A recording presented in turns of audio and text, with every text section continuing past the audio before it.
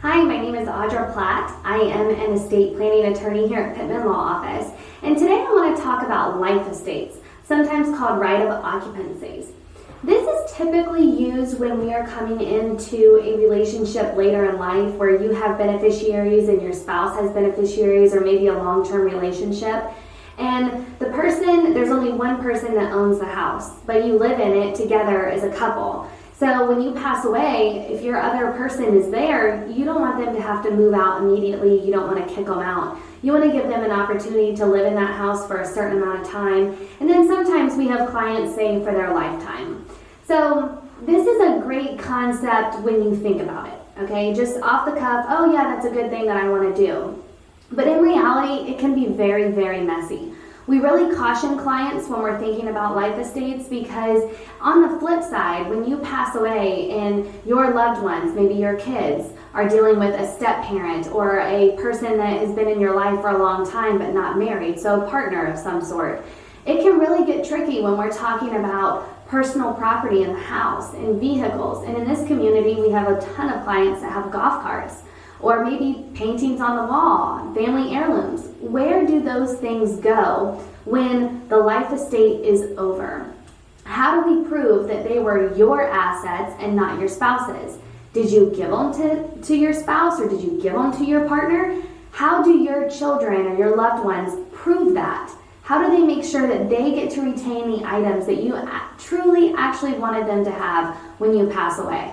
So life estates, yes, great things when you just think about them, but when you really think deep into the detail of them, it can be very, very tricky and very cumbersome for your trustees and your loved ones. So typically, a life estate says, when I die, I want my person, spouse, partner, friend, whatever it is to you, to be able to live in that house for, again, a certain specified time. So let's take 5 years. Your person can live in that house for 5 years. Well, who pays the expenses during that 5 years? What if the house needs a new hot water heater and it's $5,000? Who pays for the $5,000? Who pays for the insurance or the taxes and the utilities and the lawn man and the pest control? Who pays for all those things? How does it get distributed when you pass away?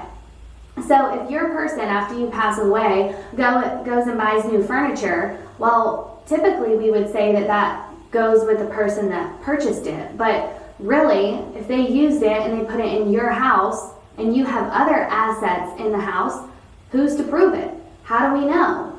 So if you decide to do a life estate in your estate plan, there is a lot more steps that's included that you need to do to ensure that when you pass away, there is a clean break for your person that you're allowing to live in your house, but also for the remainder beneficiaries, your kids or your ultimate beneficiaries at the end.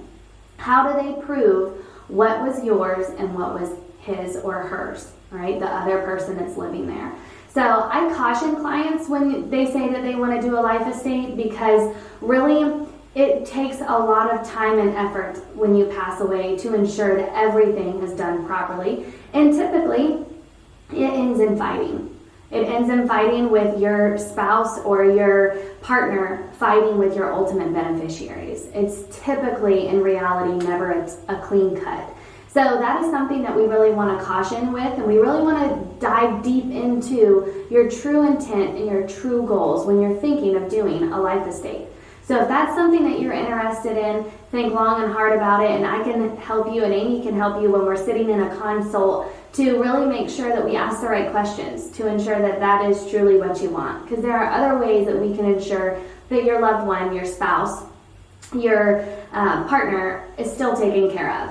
So if you have questions or you're interested in a potential life estate or you have a life estate with us, feel free to email us or contact us so we can make sure that it's done properly.